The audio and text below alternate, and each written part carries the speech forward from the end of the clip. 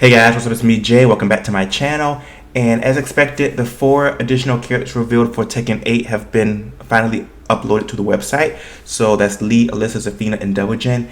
And their stories are now available. So I wanted to make this video just going over their stories, just seeing what they have in store and see if like Bandai Namco have improved with like their storytelling skills, because Tekken 7 was not the best story-wise.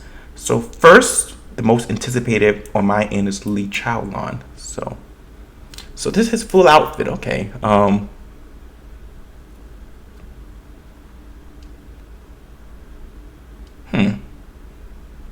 This is very different from what Lee usually wears. It looks something that like the Tekken Force people like Lars and stuff will wear. Okay, it looks cool, but I was kind of expecting something more stylish. But anyway, so he's the silver-haired D-man, raised in a harsh environment as Heihachi's adopted son.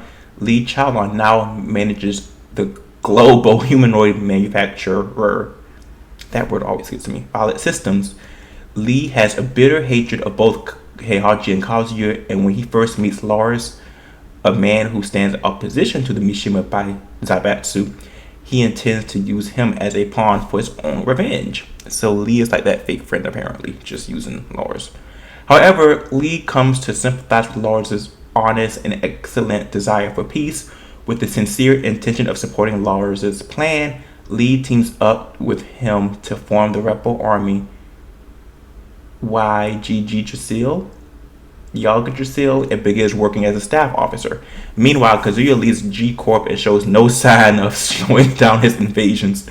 Despite G Corp's defeat of the Mishima Zaibatsu, the world is being brought to its knees under a brutal wave of military rule. But Lee knows his adopted brother Kazuya inside and out, and he started to fully use his knowledge and vast resources to develop a variety of weapons.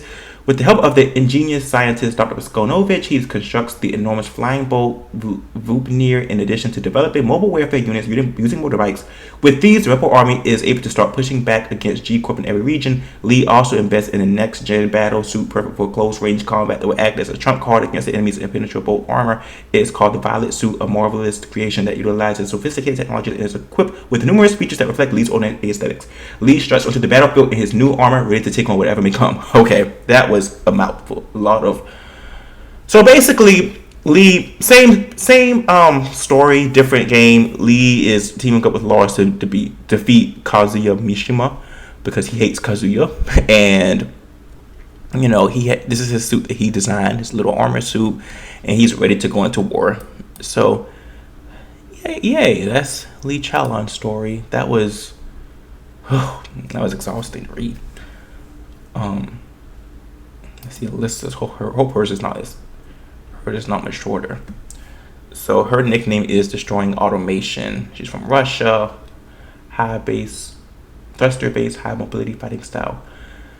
So this costume, I like this outfit on her. I mean, I feel like this is like a nice, upgrade to what she had in the past. Looks a little bit more stylish, a little bit more elegant. I like this outfit on Alisa. So as far as Alisa, she's an android built for the sole purpose of protecting Jin. She's designed to abide by Jin's orders, and her control over her own actions was temporarily overridden by her master, forcing her to engage in a battle to the death against Lars, despite her feelings for him. The battle caused her systems to shut down. So basically, Alisa loves Lars so much that despite being programmed to terminate him, she couldn't do it. She just terminated herself, or just shut down. However, thanks to the efforts of Lars and others, Alisa is rebooted and is now a member of the Rebel Army. Alisa noticed worrying development. Alisa noticed a worrying development. Information regarding Lars frequently erupt her thought process and causes her temperature to rise. Believing it to be a critical malfunction, Alisa begs her creator, Dr. Voskonovich, to fix her. So it sounds like Alisa's we all go through anxiety after a few intrusive thoughts. Like it says that she is getting a worrying feeling about Lars. After a few weeks, she receives a major update and learns some surprising truths. There was no malfunction to be found. What more? The function that Jin had used to control her, such as when he commanded her to fight Lars, no longer exists. Go now, you are free. You may do as you like. Dr. B gives her a gentle smile, and for a moment, Alisa thinks she sees a faint resemblance to someone she once knew. She smiles back. As she flies home, she quietly makes a promise to herself. This time, I'll use my own free will. This time, I choose to fight at Lars' side. So it seems like it seems like Alisa is basically kind of falling for Lars, I guess, and she has her own free will, and she's able to now do what she wants. There's nothing wrong with her as far as like being under control, like being under influence of Jin Kazuma or Dr. B. She likes Lars and she wants to fight by him. How sweet. Okay, next, Zafina. These stories are so long. Oh my gosh. Okay, let's see. Outfit. I think this is the best outfit she's ever had. I like the hoodie. Or maybe I think it's called a hijab actually. The hijab. I like the, very Middle Eastern influence type of outfit. The arm is kind of cool looking, I guess. Got her nails done, got her little jewelry on and everything. This is a really pretty outfit. I think this looks really nice on her. Let me just summarize this. Let's just go through it. So Zafina is a warrior born into a family of exorcists whose lineage dates back to the time of ancient dynasties. On her day-to-day life, she uses her spiritual abilities to earn a living as an astrologist. Even Tekken characters need to find a way to make a living. So I guess Zafina is not, unlike Kazuya and Jin, who seem to never worry about money, Zafina, she still has her job. She still has her 9 to 5 to make some money. A few months ago, Jin and Kazuya led the resurrection of the original devil, Azazel, an evil whom Zafina's family had kept sealed away for generations. Jin defeats Azazel, but his spirit is indestructible and survives. Now it's only a matter of time before Azazel comes back. In order to delay Azazel's return for as long as possible, Zafina seals away his spirit in her left arm using her family's secret arts. Okay, so this arm is Azazel's spirit. Okay, interesting. However, his power is far greater than what she could have thought, and he begins to wrest out of her control. An exhausted Zafina arrives at the Serious Sanctuary, the headquarters of the Serious Marksmen, in a last-ditch effort before passing out. When she wakes up, she's surrounded by Xiao Yu, who is devotedly attending to her recovery, and Claudio, who is applying a seal to her left arm.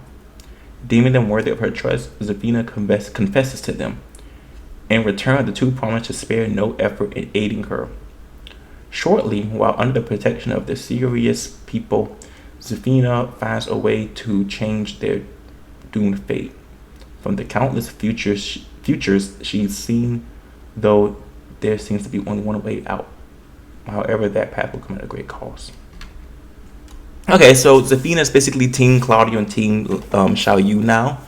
So, she's called the Mystic Stargazer. That sounds interesting.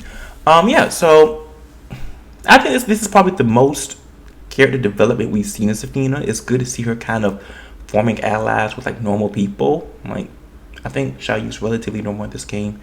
Claudio, an exorcist of Sirius. I mean, that's normal for the Tekken world, I guess you can say. I think this is a lot of character development. We get a lot more about her background. We know that she has a job as an astrologist. I don't know what her Tekken 7 story was, but I knew this had something to do with Azazel, but I didn't realize that she was harnessing his spirit in here in order to keep it from spreading. So that adds something. Her story actually is kind of interesting, I must say. Despite me not really liking her that much, I hate her gameplay. I find it too reckless and over the top. I do like her story. I think her story is one of the more interesting ones. I'm interested to see where this goes. I mean, I don't know if it'll go too far in Tekken 8, but I think this is like an A+ for story development for Zafina. And they really went all out here, I can tell. And last but not least, we have Devil Jin. Let's see his Black Wings of Ruin. What a very grim look. So this is like the most anticipated character out the four, I think, according to like the Tekken community. Like as far as the character they like the most out the four that was released yesterday. And he has the shortest story. Devil Jin is another form of Jin Cosmo, one that has lost all reasoning due to the devil blood that controls his mind. Which, with the way he glides through the air on jet black wings, devil is the perfect word to describe his appearance and abilities that lie beyond Jin, that lies beyond human capabilities. So Devil Jin is just a version of Jin that's batshit crazy. Okay. I'm really liking this. I think it's a lot more story development here with these characters. Particularly the two women. Like Zafina is, partnering up with other characters in Tekken. We get a little bit more about her backstory, a little bit more about her in general. Alisa, like her story is still pretty much the same, but this time we see that she's kind of maturing in a way. Like not only in her looks, like she looks a little bit. She has like a little bit more of a mature face, but I think maturing as in now she's like growing up to be her own person, and she's fighting with laws because she wants to, not because she's programmed to do that. And I guess that caused her to get some anxiety and she started malfunctioning. But Alisa, you're completely fine. You can do what you want now. So yeah, this country's still unknown, but they said in Tekken 7 she was from Egypt. I just had to click that. But yeah, I think Zafina and Alisa, Zafina has one of the better stories throughout all of the Tekken characters so far. I really like hers the most. I think it's the most interesting. I'm trying to think, was anyone else up here who I like?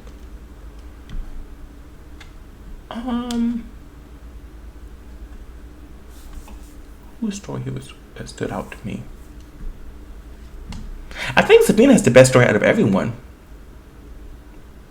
She really does. I really think she does. The only other person I was kind of interested in... I was interested in Brian's because I feel like this story in particular kind of allude or foreshadows Lei Wulong, because I made a video about it, but basically because, they have a past of working together back in Tekken 3 as policemen for the international police agencies, and we can see that he's confronted with a terrorist unit of the international police agency here in Tekken 8. And,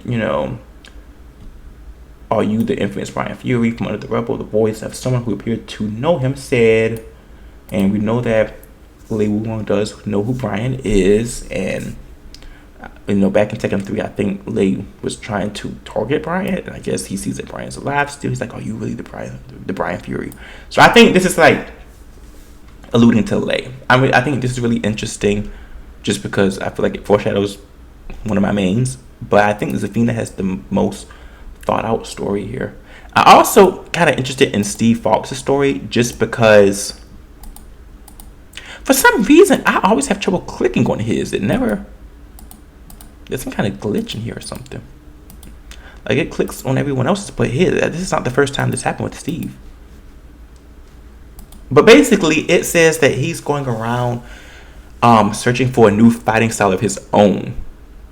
Or like a different fighting style. So I know the website said that he still does do boxing, but I guess it's going to be somewhat different. So I'm really interested to see what kind of gameplay he has in Tekken 8. Like how are they going to change it? I feel like they are going to simplify, or not simplify, but make him a lot easier for casuals to learn and get into, because he is one of the more popular, beloved characters, but there is a high skill floor and skill ceiling for him. So that may discourage some people. So I do think they're going to simplify his game plan a little bit and probably streamline things as well as lower the level of execution. So I find his story interesting just because I would like to see what they're going to do. But yeah, I really like Zafina's story. I will say I'm kind of impressed with her story. As far as her being in the game, I don't particularly like her fighting her. I don't really like her fighting style. That I mean, it's creative, I guess, but I just, I just felt there were other characters more worthy to be in the game. But I can tell that they are, really putting an effort in her, not only her story but her design as well. That they are, I can see that they are putting work. So at least they're making it worth it, I guess. So hopefully, she lives up to her hype or to the, whatever expectations that they had. But yeah, I'll see you guys in the next video. Thanks for watching. Make sure you like and subscribe.